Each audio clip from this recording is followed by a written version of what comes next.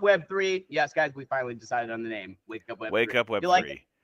it, if you like it, leave us a comment in the box. You guys know the If you drill. don't like it, leave us a comment in the box. Oh, especially if you don't Seriously, like tell us we suck and tell us why. it. JC, what is going on today? Morning.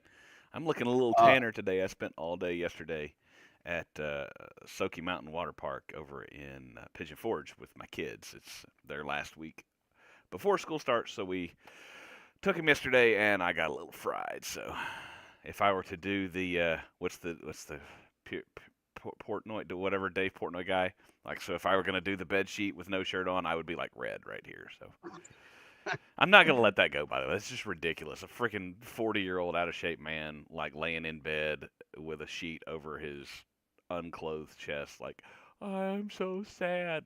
Dude, you're a grown man. Stop it. Stop it. Well, now that we've completely derailed, That has already. nothing. Good morning, crypto. Wake up, Web 3. I don't know. That has nothing to do with anything, I guess. So you know what else is like really red right now, and I'm sure most people are in absolute panic mode. The markets, guys. Ouch. Oof. Red all across the board. JC, it's all over. I tried to tell you guys it was all over, and but realistically, what is going on? We are correct. Why we red? Oh, that's right. All right. I'm turning on my comments here so I can make sure we see everybody. All right, there we go. I can see. Let me go tag some people in the Discord. If you're here watching the live stream, say hi. So, guys, we have a lot to kind of get into today. We do have a serious topic for the day, besides sunburn and naked men on Twitter. So we're gonna red? Get into, a lot of red. Look at CFX. I don't know what CFX is. I'm not gonna lie. We can't follow every single project, but if you're in CFX right now, you are not doing well. But guys, what is going on? We have a interesting topic that we want to kind of talk about today. That relates to kind of where people are at as far as their investments and who's investing in crypto and who's not, and why that might be. Yep. So this morning, guys, a lot of red. This is a healthy correction. We've talked about this for a long time. Click the weekly, and then click the monthly, and then click the yearly, and see what happens, guys. We actually brought this up last week during our show that over the weekend we did expect to see some correction. I mean, a lot of these projects, I will pull up, as JC said, if you guys zoom out for like the monthly, for example, I mean, a lot of these projects are still up 100, 200, guys, 300 even percent. If you're new to the crypto space, which we know a lot of people will be coming into the crypto space as it gets more and more traction, more and more news. If you're new, the phrase that we learned over the last 4 to 7 years is, when in doubt, zoom out. Zoom out. So exactly. Look at the time frames. And I'm going to mention this one more time. I'll do the math on this on one of these shows, but if you bought the very last Bitcoin, if you bought one Bitcoin at the top of every cycle so far, like you were the very last buyer, no one bought any higher than you. So that would be, is that 3? We've had 3 cycles, 4 cycles. This is the 4th cycle. So if you bought 3 Bitcoin at the top of every cycle, and you just held it, you would still be up 4x. So guys, when in doubt, zoom out. The real point with that, guys, is the price is not relevant. These assets in the long term are going up. Yep. And this is what we can see clearly when we do quote unquote zoom out. So keep that in mind when we have these daily or even weekly corrections. Like even for the week, we are still up, but we are seeing some pretty heavy corrections with Fetch AI. That's a really big project. 8% is a pretty heavy correction. Looking at XRP is only down about 5%. HBAR is actually up a little bit. But when you see these red days and you see some of these big drops, that's kind of when it's the best time to really look into your favorite project, because there's some deals out there, guys. Yep. And we're by no means done. And let's say for those who are new and have never seen us before, this is our disclaimer. We are not financial advisors. We're just random dudes who got into crypto for a while, and we sit and talk about stuff that we like and trends that we see and things that we've learned. But like I said in a previous thing, the only training I have in this is I took Econ 101 and I think 102 in college. So if you're listening to us and making financial decisions that will affect the rest of your life and your family, don't do that, because that would make you what, Reptar? Oh, I almost said an even worse word. You're a moron. Yes, don't. Yeah, don't be a moron. That's rule number one for our Alpha Origins community. Is number one, don't be a moron. Number two, don't be a douchebag. But there you go, guys. We're literally just talking about stuff that we find interesting and things that we've learned. Don't consult your financial people and do your own research is the main words around crypto.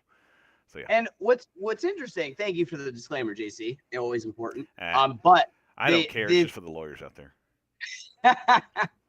So, guys, realistically, we'll get back into the topic that we're talking about today.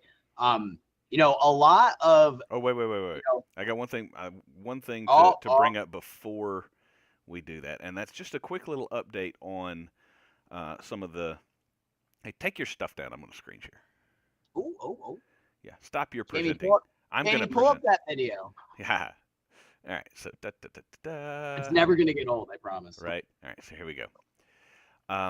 So today we've got a couple of things coming up that are big news. Number one, I just wanted to comment on this. The U.S. crypto reserve stuff should be, when Trump came into office in January, he made an executive order, demanding that somebody in the executive branch look at what they should put in the reserve. So that type of announcement, there's some big announcement coming today.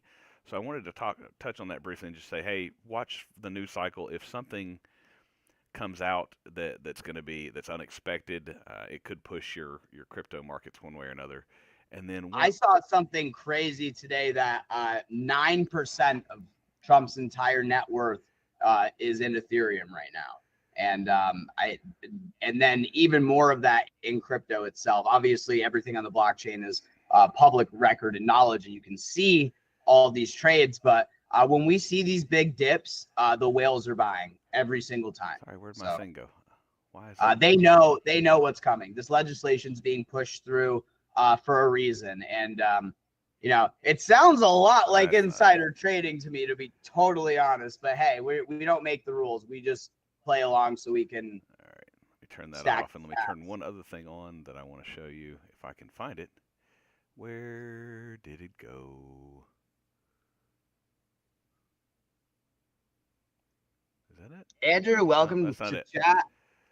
Yep. Well, morning, guys. I can't find it here. I'm just going to read it to you. This is a tweet or a post, or maybe this was from True Social, but this was last night from Trump's social media.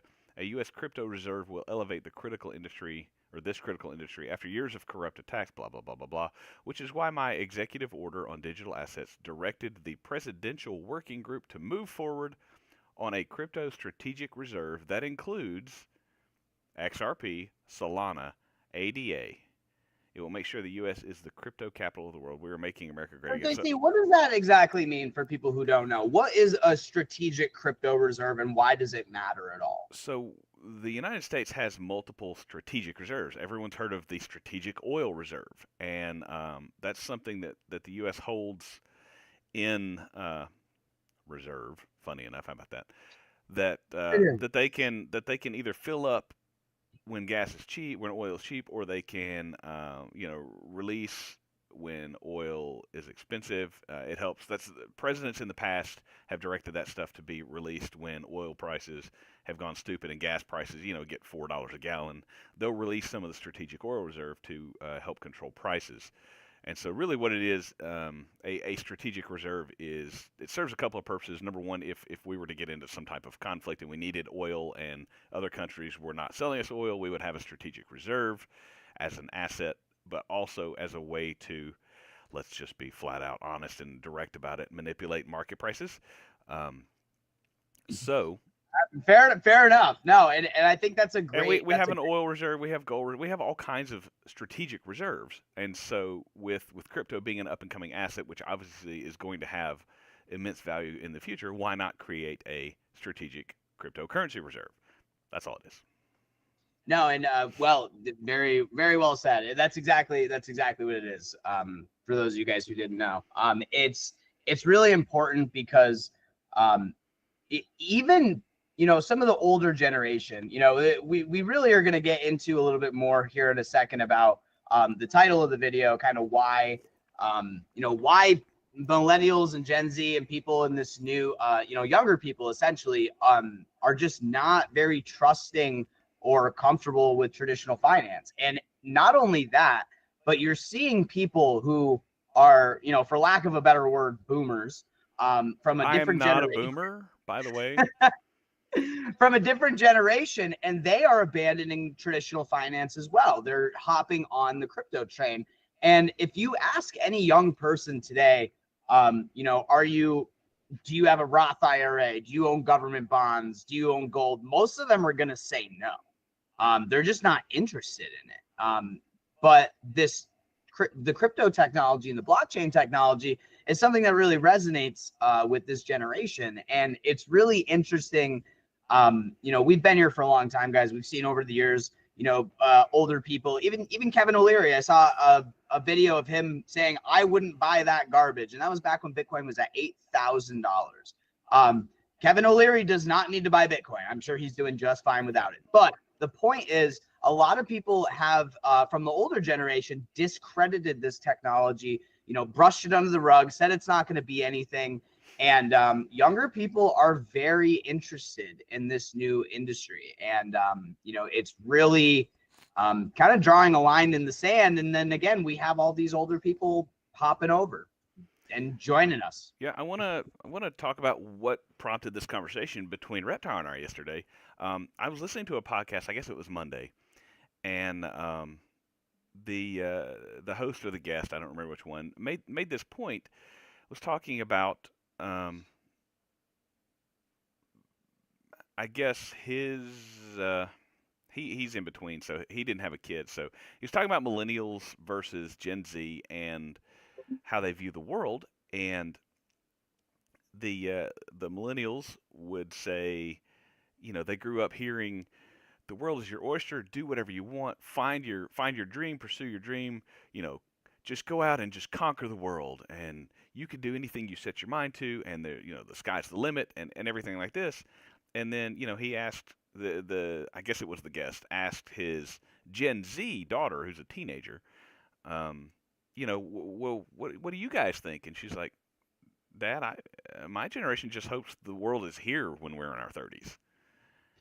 And it was in a larger context of this being kind of in a transition between eras, and I found it fascinating that the idea of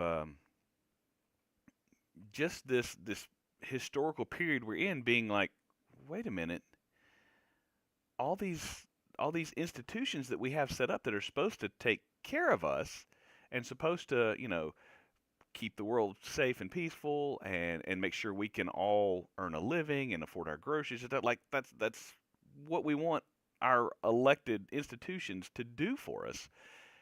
They're kind of failing at it, but at the same time, we're taking a big L. At the same time, we see, the top 100 people in the world continuing to get more and more and more and more.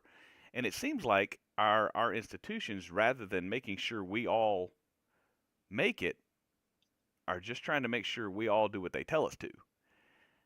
And it's an interesting concept. It's a big reason why a lot of these people are losing, and by people I mean a lot of the younger generation, myself included. I'm a millennial, for those of you guys who didn't know, as much as I hate that label. But anyway, it's relevant because all of these, they don't want to participate in government. They don't want to participate in traditional finance. They want freedom. That's really what it is. They want the ability to do their own thing. They don't want to be controlled or told what to do or governed. And a lot of these institutions, especially banking, they're incredibly centralized. There is no room for freedom and for people to do things that they want. If you put your money in your bank in a savings account, what's your interest rate? About 0.1%. 0.5? 0.3%, 0.5%. You get your bank. 0.5% annually. And it's, at that point, it's not even your money. I mean, we've talked about fractionalized reserve banking before. JP obviously know this, but essentially what they're doing with your money when you bring it to a bank, they don't even hold on to it. They loan it out to other people. And then when you do need your money, sometimes you got to wait 3 days because they don't even have it. Well, they got to get somebody else's money. But they got to get someone else's money so they can give you your money that you gave to them. They loan you. They loan you. You loan them your money in the savings account, and they provide you services like custodying your money. Services. They custody your dollars for you, and they give you a small return while they provide services for you, like a debit card. And Andrew, what's inflation? He says, yeah. Exactly. So while they're giving you your 0.5%, what's the mortgage rate right now? 7? Oof. Yeah, somewhere around there. So they'll take your money and loan it to someone else for 7%. And give you 0.5, and they'll keep the 6.5. Thank you very much. And the reason, again, that's relevant for those of you guys who either are missing the point or just don't understand why that's relevant, they're making money on your money. Okay, that's what the banking industry is. That's how banks make money. They make money on your money. So that has a lot of control and a lot of layers behind it, a lot of regulation, which isn't necessarily a bad thing, but there's a lot of barriers there. And as JC said, you're getting these incredibly low interest rates. Why would you do that as a young person that's trying to, make money, trying to get into these industries? When fart coins going up 700% in a day, why am I going to get 0.3% on my bank? Let's take it down to the people who are older than me. So guys, I'm that little micro generation between Gen X and Gen Y. Or I guess that was Gen X and the Millennials. I'm the Gen Y technically, but they changed it to Millennials. So I'm an X-ennial, like right in between. I'm not a millennial, but I'm just a little too young to be Gen X. Anyway, point being, you go into the Gen X and a little further back, and people are risk averse because they're about to retire. I don't want to put my money into Bitcoin right now when it's going to drop 80%, and then that's going to kick my retirement in the teeth, if you can retire. But you can take your Ethereum or your USDC on Coinbase and earn 5%. Or you can put $1,000 worth of USDC in Coinbase and earn 5%. You could put $1,000 in your bank and earn 0.5%. And one thing exactly, JC. And one thing I do want to touch on is you said Coinbase. So I personally use Coinbase. I have a Coinbase card. I use it as an exchange. It's my preferred exchange. However, there is a huge problem with anything centralized. Again, this kind of gets back to the core of our argument. Like, people want freedom to do what they want with their money. Yep. And that is what this technology is allowing because of decentralization. But things like platforms like Robinhood or Coinbase, these are centralized entities. They're owned by banks, so the younger people that realize this are getting into it, and they're like, the old system is just trying to take over the new system. So there's value in the new system, but there isn't value in frankly, my opinion, as well as a lot of younger people. Why would I give you my money to make money on when I can put my own money into it and make much more? There's nobody telling me what I can and can't do. Obviously, rules and regulations are important still, but no one's telling me you can't take your money out because it's your money. You have custody of it. I'm going to evolve this just a little bit. A shout out to All In Crypto, which is a crypto channel that I watch every day. The guy's an amazing technical and chart analyst, and also has a nice macro view. But he's based over in the UK and was talking about the UK government. Hey, Mark, aka Ice. Welcome, Mark. What's up, man? He was making the point that the British Parliament and the British politicians were trying to push and encourage younger citizens in the UK to invest in, various stocks and companies or whatever. And, the younger Gen X and millennials and Gen Z, or even, well, no, Gen Alpha. One of my kids is Gen Alpha now. But anyway. Gen Alpha, let's go. That's right. But they're like, why? I don't have 40, like I'm not going to invest $20 a month for 40 years so that my 8% return over time can compound, which is what, you get to boomers and Gen X.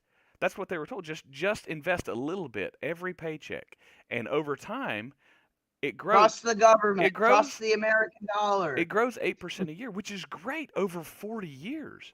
But you know what? 8% this year does not help me pay my mortgage or well, not mortgage because that's something else. That doesn't help me pay my rent, which went up 3x last year. And one thing I also want to touch on too that's relevant is something that Andrew in the chat brought up. What about inflation? Your money is losing value every single year. So yeah, you're making more money, but the value of your money is going down. So, it's another reason so many people are we've just had enough. We're opting out of this why would I do 8% growth a year when Fartcoin just went up, 14,000%? And guys, don't buy Fartcoin. Okay, that's my financial advice for you guys. Okay, there's plenty of other projects. Yes, HBAR in the chat, Algorand, those are great projects. I'm not saying to buy them, but I'm saying learn about them because you'll want to buy them. But my point is, there are so many options out there besides the simple traditional financial options. I don't need to buy a money market mutual fund, and don't get me wrong, I still got a little bit of that old school in me. Until the top of this, I don't want anyone to think we're hating on traditional finance or stocks or anything. One of our leaders is very deep into stocks, real estate, all that stuff. It's still a great industry. It's still a great system if you're looking for safe, small gains. Well, for now, if you're trying to set up your family and you're young and you have time to make risk and stuff, you should not be chasing, or you can if you choose to. Got to be careful what I say here, but it seems a lot more enticing to chase a potential 300x or 200x than you have 0.5%. So Ice here said that crypto has done me better than banks even through the bear market, and I want to say this very just completely transparent. Great point. Right now, I'm just rough math off the top of my head. 75% of my family, my immediate family, me and my wife, my kids, our net worth is in a traditional style investment setup, because it's safe. Well, it's reliable. It's safe. It's reliable. We kind of know what we're going to get over time, but I'm guessing if things go just okay, this bull run over the next, call it 6 months, that'll be more like 50-50. That's how quickly my crypto portfolio will catch up to my traditional portfolio. And even more so because, they've been talking about turning the money printer back on. So inflation's not going to get better. It's going to get worse. And they're talking about cutting rates. Inflation, by the way, if you don't know this, go watch anything by Raoul Pal. He's a former Goldman Sachs executive who's now such a smart guy. Just watch him explain things. But inflation is a feature. It's not a bug. It's on purpose. They're doing it on purpose. Yep, because they need to keep adding money to the money supply, which is obviously, most of you guys understand this. I don't have to explain inflation, but it's silent. It's something people don't really notice. And then, when you're getting hit with inflation, you're getting hit with taxes, and then you're also like, oh, I got a $30 overdraft fee from my bank. It's like everything is stacked against you. And then when you go to the bank and you're like, hey, I want to go buy a car. I need 20 grand out of my bank account. And they're like, no, we don't have your money. It's like, what do you mean you don't have my money? So we can give you a check. It's really easy to see why people either want to put money in their mattress or they're just putting it in cold storage in Bitcoin. Well, the problem is, sorry, I'm gonna squirrel for just a minute because this was a great quote that someone made the other day. U.S. dollars are just the token for gold. That is really interesting. And it used to be that way, right? We were on the gold standard for the longest time. So it's basically like, at this point, a shit coin with no utility behind it. And it's just like, we promise that you're going to be able to trade it in. So before any crypto was ever a thing, or before it was mainstream or whatever, you would think, okay, so why do you buy gold? As a hedge against the constant money printing. Like a bar of gold is always worth a bar of gold, but sometimes more. Its token, the US dollar that gets printed against it, even though, don't get me wrong, I know we're not on the gold standard, but gold is still valued against the dollar. And why does it take more dollars to buy a bar of gold? Because we keep making more dollars. The same logic applies to crypto, at least limited supply crypto. Why does the price of Bitcoin go up? Two reasons. There's a limited supply and there's an increasing demand. Supply, demand. Hey, Econ 101. I learned something in college. But one of the other reasons is because there's that locked supply. It's locked. There will be no more Bitcoin. But they keep printing more of the thing that buys it. One Bitcoin is still worth one Bitcoin, but because there's more dollars, it takes more dollars. So great. Exactly. The illustrations. And again, just because I know people are gonna, just destroy us in the comments if we don't mention this, and the supply or the amount that is being produced right now is halving every 4 years, which is, very important. We talk about the Bitcoin halving, kind of relates to the whole cycle in general. But not only is this asset becoming more scarce, but as JC, really well explained very well, the asset is not actually gaining value. It's what it's pegged against is losing value. And it's very easy to see that when you zoom out on these charts. So. And then that's how we get the relative values between cryptocurrencies. Is okay, Bitcoin is worth this many of this US dollar. Well, XRP is worth this many of this US dollar. So now you can compare them to each other. What is the relative relationship between XRP or Bitcoin or any two assets?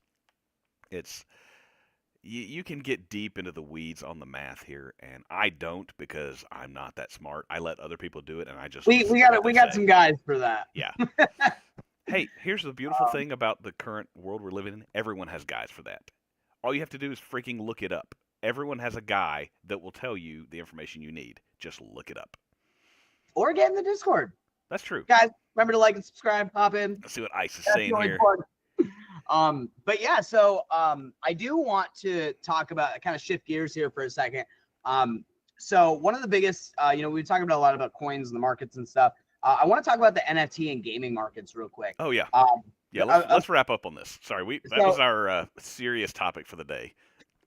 So a couple things. I'll start with I got the chance, and a lot of other people as well, to hop into the other side's metaverse. That was cool. I didn't get to play, but I watched the videos. That was really cool. For not the first time, but the first time that they've introduced this new function called bubbles, where people are allowed to float together and kind of get into like a group where we can all kind of talk, and it's kind of like a Twitter space. But they have officially opened it to the public. Oh, nice. So this is huge, guys. I mean, we obviously, I'm a huge fan of the other side. Still got my pendant. Love it. Still got all my money. No, you can't talk about the pendant and not at least briefly share the story. All right. I'll mention the story. But so guys, I'm jealous. I love this industry. There's two stories actually. So again, I've been a huge fan of the other side. It's a project that we're going to be building in a lot for our community. We're going to be hosting a lot of events and stuff.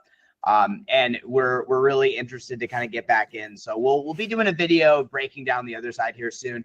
But it's one of the biggest NFT projects in the industry. It's owned by the Bored Ape Yacht Club, for those of you who don't know, Yuga Labs.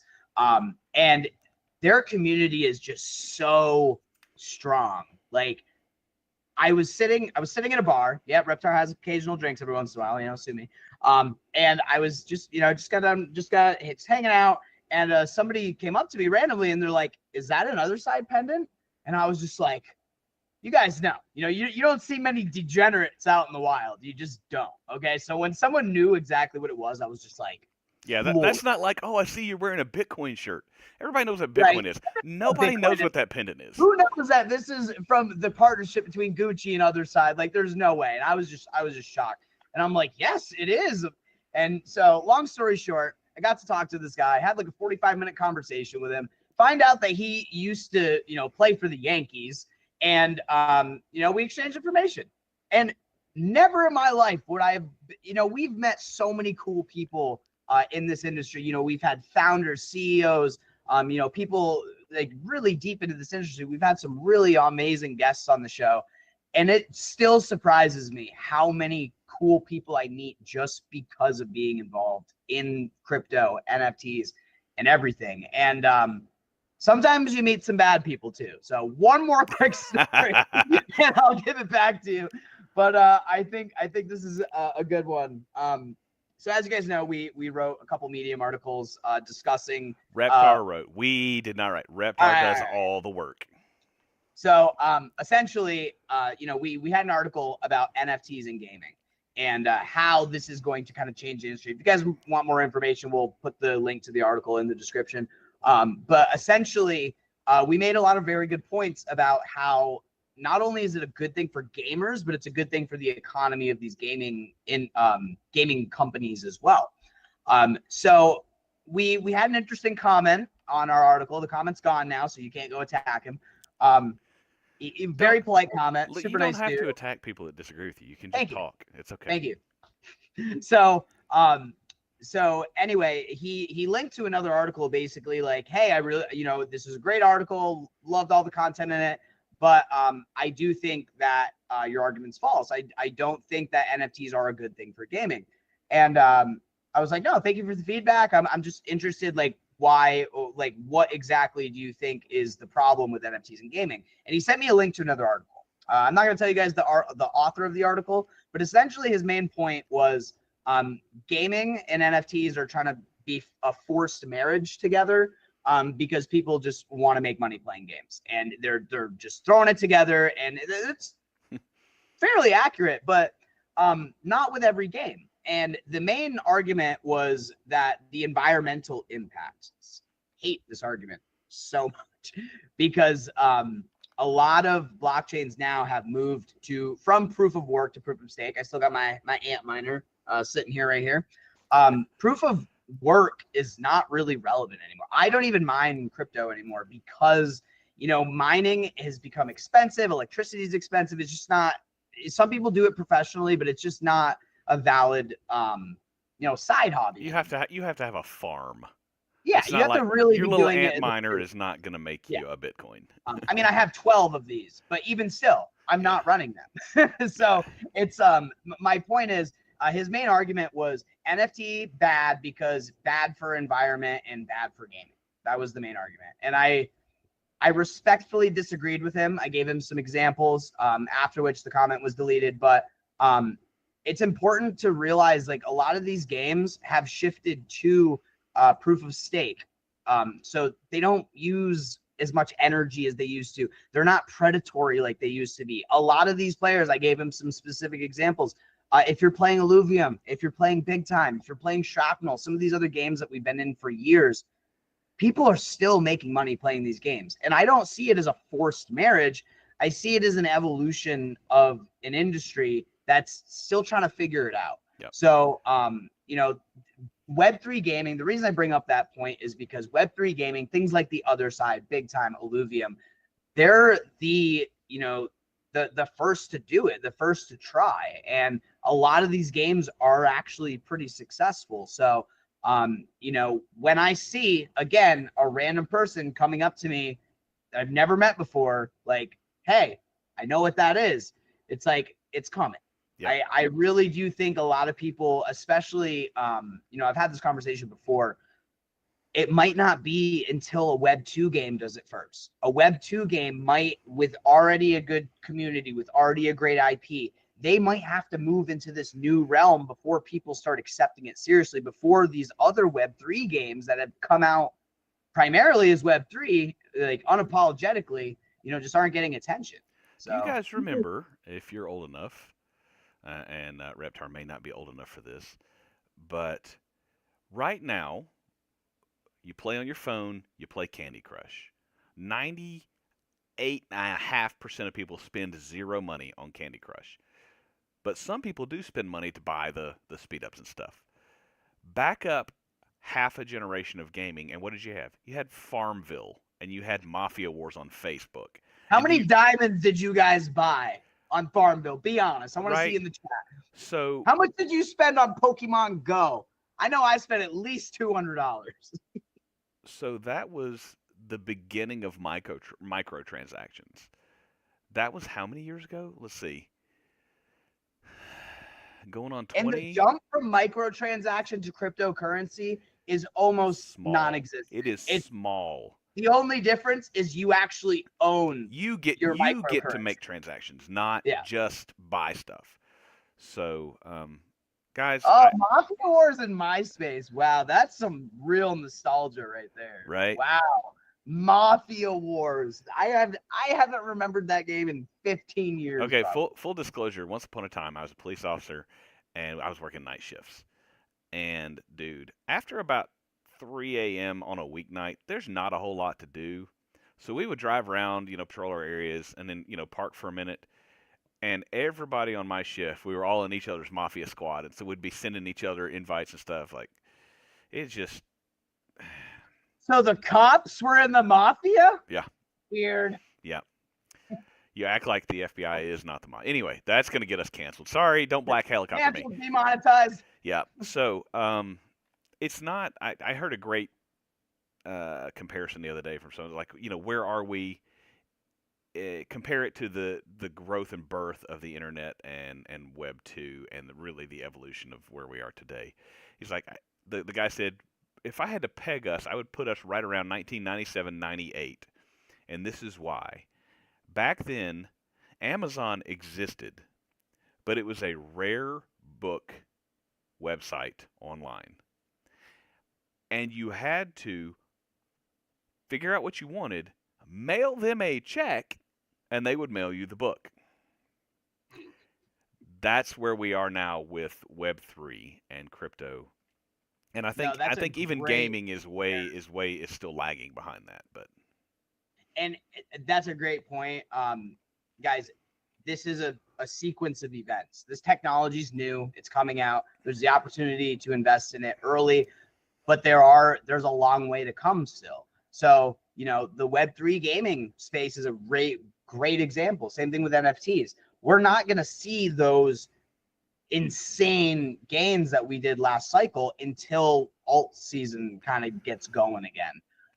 And we see some of these projects actually start developing into real ecosystems. So I think it's fair to say that we're maybe this cycle, and we'll see. This is just maybe a prediction off the top of my head here. Maybe this cycle is the .com bust, where if you guys remember, things ran up like everything internet went stupid. Everybody made millions and billions because they scrambled. Everyone scrambled to panic buy, and then 90% of the stuff failed.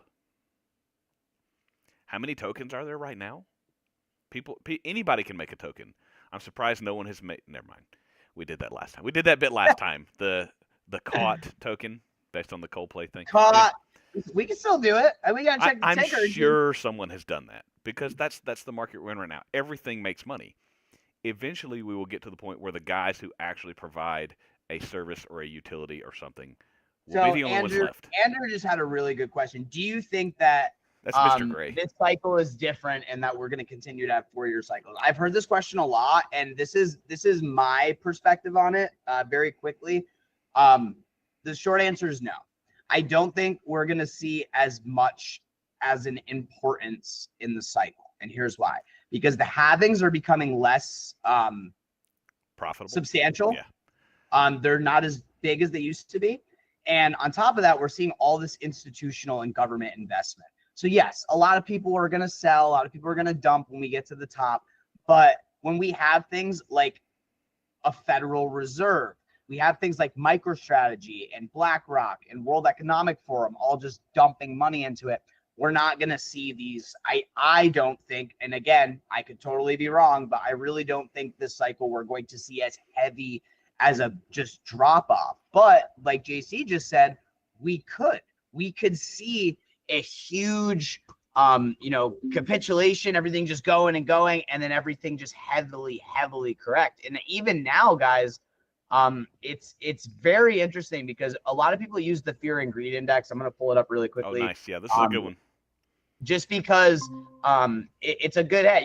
Traditionally when you bought in fear and you've sold in greed, you've done very well. I wonder if, I'm sure someone's done this, and maybe we can dig into some YouTube channels and find it, but if someone has just used, like, if you went back and only used this is your one single indicator of when to buy and sell, how you would do.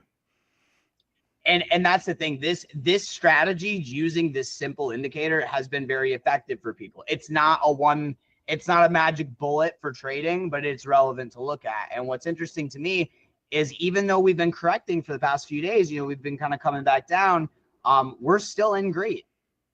So to me, we could see a little bit more of a drop off. And again, I don't think this is the end of the cycle. I don't even think close to that. Like, we are definitely going to absolutely rip here in a few months, in my opinion.